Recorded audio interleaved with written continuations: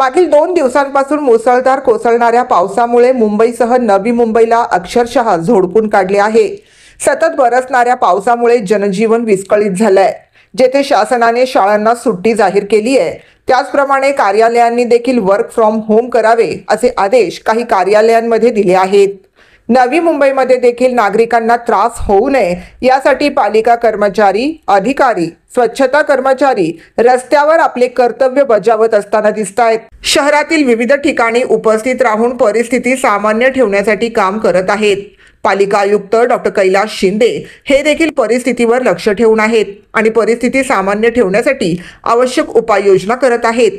नवी मुंबई महानगरपालिकेचे मोठे संख्याबळ परिस्थितीवर नियंत्रण ठेवण्यासाठी तैनात आहेत। पालिका आयुक्त स्वतः नियंत्रण कक्षातून परिस्थितीचा आढावा घेत आहेत। सतत कोसळणाऱ्या पावसामुळे काही ठिकाणी सखल भागात पाणी साचले होते।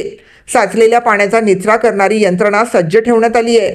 भर पावसातही आपले कर्तव्य बजावणारे पालिका आयुक्त डॉक्टर कैलास शिंदे, पालिकेचे सर्व अधिकारी आणि कर्मचारी यांचे मुंबई 9 न्यूज तसेच समस्त नवी मुंबईकरांकडून आभार।